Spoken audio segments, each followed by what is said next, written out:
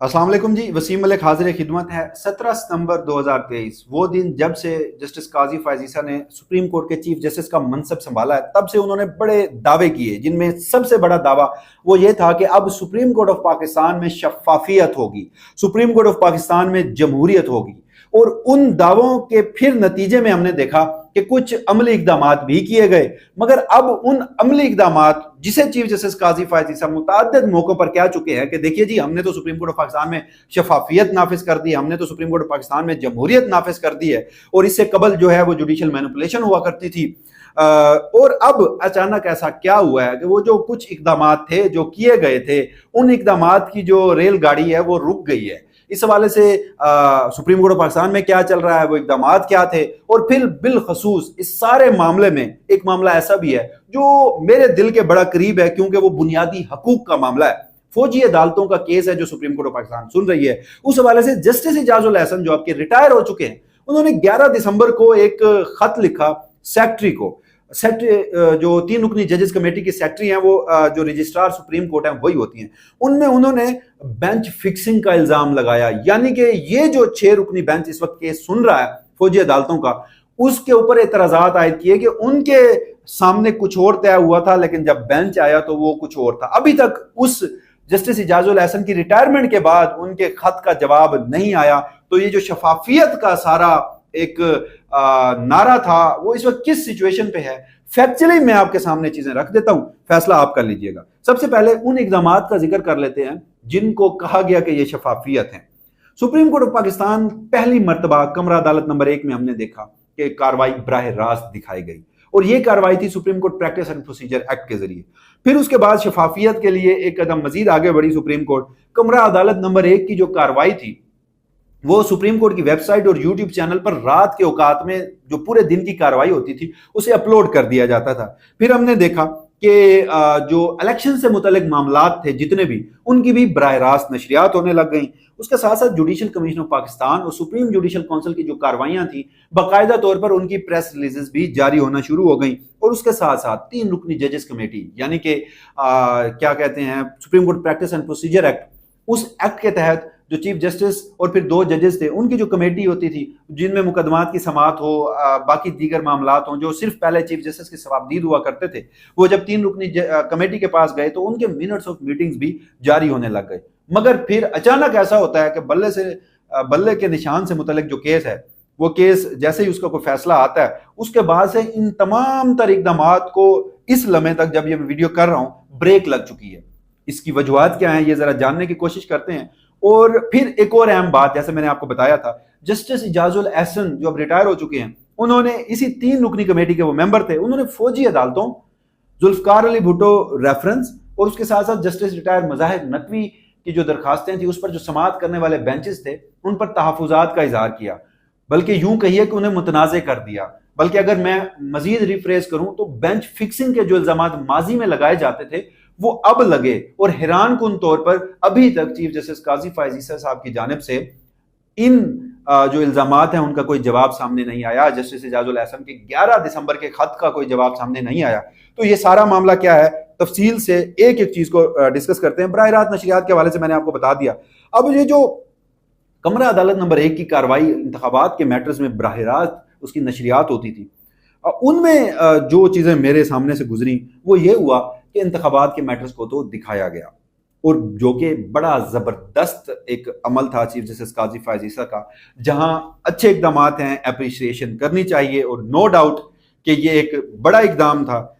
बल्कि कुछ लोग तो ये भी कहते हैं कि उन्हें अपने ही किए गए इकदाम की वजह से एक्सपोज होना पड़ा है। बहरहाल वो खैर हर बंदे का अपना ओपिनियन है, लेकिन ये पहली मर्तबा हुआ कि प्रैक्टिस एंड प्रोसीजर एक्ट से जो सिलसिला शुरू हुआ, फिर तमाम मामलात को बराह रास्त दिखाया गया, यानी जुल्फकार अली भुट्टो रेफरेंस बराह रास्त, फिर जो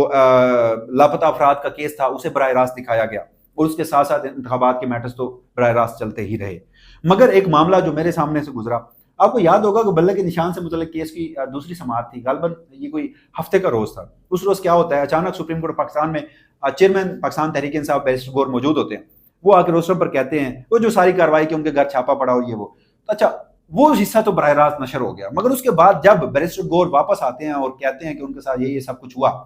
सुप्रीम कोर्ट ऑफ पाकिस्तान ने उसके ऊपर additional attorney general Aamir Rahman से रिपोर्ट भी तलब की, आईजी भी वहां पर पहुंचे, मगर वो 5 मिनट की जो कार्रवाई है वो रोक दी गई, यानी कि खुद जिसे शफाफियत कहा जाता था उसे सेंसर कर दिया गया। डर क्या था? मुमकिन तौर पर यही हो सकता है कि जी शायद बैरिस्टर गौर साहब आकर कुछ ऐसे नाम ना ले लें जो चीफ जस्टिस काजी फायज ईसा नहीं चाहते कि वो बराह रास्त नशरियात में जाएं, या एटलीस्ट उनकी अदालत का फोरम इस्तेमाल हो। और दूसरा फिर मैंने पता किया कि ये जो बराह रास्त कार्रवाई है सुप्रीम कोर्ट ऑफ पाकिस्तान की कमरा अदालत नंबर 1 की, ये कंट्रोल कहां से हो रही है? यानी क्या चीफ जस्टिस पाकिस्तान पहले ही कोई अहकामात देकर आए थे? पता चला कि कमरा अदालत नंबर 1 में ही स्टाफ बैठा है, तमाम सिस्टम वहां पर नस्ब किया गया है और वहां से ही ये सारी चीजें कंट्रोल होती हैं। तो जैसे ही बैरिस्टर गौर साहब आए, कार्रवाई रुकी, फिर बैरिस्टर गौर साहब वापस गए, कार्रवाई शुरू हो गई। और अब तो ये अमल है कि जिसको शफाफियत और जमहूरियत कहा जाता था, अब गुज़श्ता कुछ दिनों से मैं सुप्रीम कोर्ट पाकिस्तान की वेबसाइट को मतवातर देख रहा हूं, जो कमरा अदालत नंबर 1 की कार्रवाई है वो नहीं दिखाई जा रही। खैर, इस हफ्ते कमरा अदालत नंबर 1 में चीफ जस्टिस काजी फायज ईसा गालबन 2 या 3 रोज बैठे हैं, उसके बाद वो चैम्बर वर्क के लिए चले गए थे। कमरा अदालत नंबर 1 में जस्टिस मंसूर अली शाह के सरबराही में बेंच बैठता रहा। तो अब ये तो मामला हो गया लाइव स्ट्रीमिंग का। उसके अलावा जुडिशियल कमीशन और जो काउंसिल की प्रेस रिलीजेज हैं वो भी जारी होती रही, मगर जो गुज़श्ता 1-2 ऐसे इजलास हुए उनकी कोई प्रेस रिलीज जारी नहीं हुई। सुप्रीम जुडिशियल काउंसिल चले, वो जस्टिस मज़ाहिर अली अकबर नकवी का मामला, उसकी पहली प्रेस रिलीज जारी की गई, फिर जस्टिस नकवी ने इतराज किया था, उसे रोक दिया गया था, उसे इन कैमरा कर दिया गया था। फिर उन्हीं की अपनी दरखास्त पर उसकी जो पब्लिक कार्रवाई है, यानी कमरा अदालत नंबर 1 में बैठकर कौंसल ने वो कार्रवाई की जिसे हमने रिपोर्ट भी किया, वो भी पब्लिक थी। मगर उसके बाद जुडिशियल कमीशन का एक इजलास होता है जिसकी जो मिनट्स ऑफ मीटिंग्स हैं या प्रेस रिलीज है वो ताहाल जारी नहीं की गई। अब जो सबसे अहम मुकदमे की तरफ, मामले की तरफ मैं आ रहा हूं, वो है जी जजेस कमेटी, यानी 3 रुकनी जजेस कमेटी। इससे कबल जस्टिस रिटायर्ड इजाजुल हसन की रिटायरमेंट से कबल जो 3 रुकनी जजेस कमेटी थी उसमें चीफ जस्टिस सरदार तारिक मसूद और जस्टिस इजाजुल हसन साहब थे। अब जस्टिस इजाजुल हसन साहब हैं वो तो मुस्ताफी होकर चले गए हैं, तो उनकी जगह जो सीनियर जज थे जस्टिस मंसूर अली शाह, उन्हें कमेटी का हिस्सा हैं, मतलब बन गए हैं कानून के मुताबिक, लेकिन उसका कोई नोटिफिकेशन फिलहाल हमारे सामने नहीं आया। मुमकिन तौर पर शायद सुप्रीम कोर्ट ऑफ पाकिस्तान के रिकॉर्ड में या इस हवाले से कोई नोटिफिकेशन जारी भी हुआ हो। लेकिन इससे अहम मामला, जब जस्टिस इजाजुल हसन इस कमेटी के मेंबर थे, अच्छा चलें इस मामले पर आता हूं, मगर हर जुमेरात को इस कमेटी की मीटिंग होती है और वीडियो करने से पहले मैंने सुप्रीम कोर्ट ऑफ पाकिस्तान की वेबसाइट चेक की है, तो जो अब जैसे आज जुमा, गुज़श्ता रोज होने वाली मीटिंग के कोई मिनट्स ऑफ मीटिंग जारी नहीं किए गए। अब आ जाते हैं जिस अहम मामले की जानिब मैं आपकी तवज्जो दिलाना चाहता हूं। सुप्रीम कोर्ट ऑफ पाकिस्तान ने 23 अक्टूबर को जस्टिस इजाजुल हसन की सरबराही में फौजी अदालतों में सिविलियंस के ट्रायल्स को कलअदम करार दिया था, और जो सेक्शंस थी 2D1 2D2 official secret act की, जिसके तहत सिविलियंस को फौजी अदालतों में ट्रायल किया जाता था, उन्हें भी आइन से मुतसादम करार देते हुए उड़ा दिया था। फिर इंट्रा कोर्ट अपील फाइल होती है। अब उस इंट्रा कोर्ट अपील में 6 रुकनी लार्जर बेंच जो कॉज लिस्ट के मुताबिक सामने आता है। इसी दौरान 11 दिसंबर को जस्टिस इजाजुल हसन का एक खत सामने आता है जिसमें उन्होंने इतराजात किए। उन्होंने अपने खत में लिखा कि मेरे सामने यह तय हुआ था, यानी 3 रुकनी जजेस कमेटी ने यह तय किया था कि जो फौजी अदालतों की इंट्रा कोर्ट अपील सुनने वाला बेंच है वो 7 रुकनी होगा, और मनपसंद जजेस के तासुर को खत्म करने के लिए जो सीनियरिटी में 7 जजेस हैं वही ये केस सुनेंगे। लेकिन फिर जब बेंच सामने आता है वो 6 रुकनी होता है, कायम मकाम चीफ जस्टिस सरदार तारिक मसूद साहब की सरबराही में। और फिर 13 दिसंबर को वही 6 रुकनी बेंच, जो कि एक मुतनाज़ा बेंच है, वो 23 अक्टूबर का सुप्रीम कोर्ट ऑफ पाकिस्तान का फैसला उस पर हुक्म इम्तना दे देता है और फौजी अदालतों में सिविलियंस के ट्रायल को जारी रखने की इजाजत दे देता है। 12 दिसंबर को क्या होता है, जब 11 दिसंबर को जस्टिस इजाजुल हसन का ये जो खत है, अब देखिए ये टाइमलाइन बड़ी इंटरेस्टिंग है। 11 दिसंबर को जस्टिस इजाजुल हसन खत लिखते हैं। अब 12 दिसंबर को बजाय इसके कि चीफ जस्टिस काजी फायज ईसा वो जो इतराजात उन्होंने जस्टिस रिटायर्ड इजाजुल हसन ने अपने खत में उठाए थे उनका जवाब देते, वो क्या करते हैं, 17 दिसंबर का एक माजी का खत, माजरत के साथ 17 नवंबर का एक माजी का खत जो जस्टिस इजाजुल हसन ने लिखा होता है, उसका जो वो रिप्लाई करते हैं 18 नवंबर को, वो सुप्रीम कोर्ट ऑफ पाकिस्तान की वेबसाइट पर पब्लिक कर देते हैं। और फिर कुछ हमारे सहाफी दोस्त ऐसा तासुर देते हैं कि जैसे चीफ जस्टिस पाकिस्तान ने जस्टिस इजाजुल हसन के 11 दिसंबर के खत का जवाब दिया है जिसमें उन्होंने बेंच की तश्कील पर एतराजात आयद किए थे, और उसमें वो ताना भी दिया गया, वो आपने सुना भी होगा कि जी चीफ जस्टिस काजी फायज ईसा जस्टिस इजाजुल हसन को कह रहे हैं کہ جی ہم ججز 6 دن کام کرنے کے پیسے لیتے ہیں، 4.5 دنوں کے نہیں لیتے، کیونکہ اب معمول یہ ہوتا تھا کہ چوتھے یا 5ویں دن جسٹس اعجاز الحسن لاہور روانہ ہو جاتے تھے اپنے گھر میں، سوموار کو پھر واپس آ جایا کرتے تھے۔ اب آج تاحال یعنی جسٹس اعجاز الحسن ریٹائر ہو چکے ہیں، مگر انہوں نے جو اعتراضات اٹھائے تھے فوجی عدالتوں والے بینچ پہ، جو کہ حکم امتناع بھی دے چکا، فوجی عدالتوں میں ٹرائل جاری رکھنے کی اجازت بھی دے چکا، اس خط کا کوئی جواب نہیں دیا۔ اس کے رسپانس میں اب کیا ہو رہا ہے، سابق چیف جسٹس ہیں جواد ایس خواجہ صاحب، جو کہ فوجی عدالتوں میں سویلین کے ٹرائل کے خلاف درخواستوں میں سے ایک بنیادی طور پر درخواست گزار ہیں، انہوں نے 2 خط لکھے 3 رکنی ججز کمیٹی کو، اور اب باقاعدہ طور پر گزشتہ روز ایک درخواست بھی دائر کی جس میں انہوں نے کہا کہ یہ بینچ متنازع ہے، وہ اس بینچ کو نہیں مانتے، اس بینچ کی کوئی قانونی حیثیت نہیں ہے،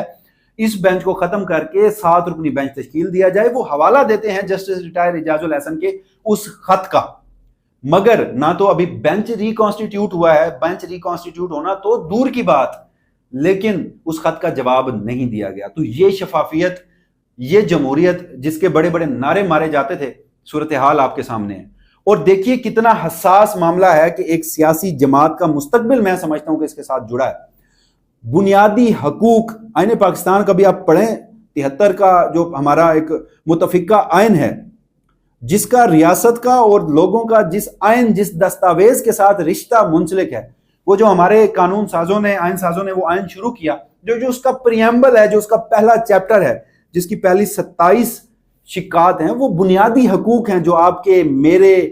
ہمارے لیے بنائے گئے تھے۔ اور اس میں جو سب سے بنیادی حق ہے وہ آرٹیکل 10A یعنی فیئر ٹرائل کا ہے۔ یہاں پر بنیادی حقوق کا معاملہ، ایک سیاسی جماعت کے مستقبل کا معاملہ جو براہ راست جڑا ہے 104 خاندانوں کے ساتھ جن کا اس وقت فوجی عدالتوں میں ٹرائل ہو رہا ہے، اور اس پر ابھی تک وہ جو بینچ کے اوپر اعتراضات اٹھائے گئے تھے چیف جسٹس قاضی فائز عیسیٰ اور سپریم کورٹ کی جانب سے، مکمل خاموشی ہے۔ تو یہ ناظرین وہ سارے فیکٹس تھے جو میں نے آپ کے سامنے رکھے کہ ایک طرف شفافیت، ایک طرف جمہوریت، اور دوسری جانب یہ جو عملی اقدامات اب سامنے آ رہے ہیں وہ آپ کے سامنے۔ اور اس حوالے سے اگر کوئی صحافی پھر تنقید کرتا ہے تو ایک JIT بھی جناب بن چکی ہے، اور وہ JIT اپنا کام جاری رکھے ہوئے ہے، اور اس JIT کا نام دیا گیا ہے کہ یہ جی عدلیہ مخالف منظم کمپین کرنے والے، چاہے وہ صحافی ہوں، سوشل میڈیا ایکٹیوسٹ ہوں، ان کے خلاف اب گھیرا تنگ کرنے کی کوشش کی جا رہی ہے تاکہ اگر کوئی تنقید کرتا ہے تو وہ جو ایک تنقیدی آواز ہے وہ بھی بند کر دی جائے۔ اگین آرٹیکل 19 جو فریڈم آف سپیچ ہے۔ بہرحال یہ ساری صورتحال تھی، اس حوالے سے جو بھی فردر ڈیولپمنٹ ہوئی آپ کے سامنے رکھوں گا، تب تک کے لیے اتنا ہی، اجازت دیجیے گا، اللہ حافظ۔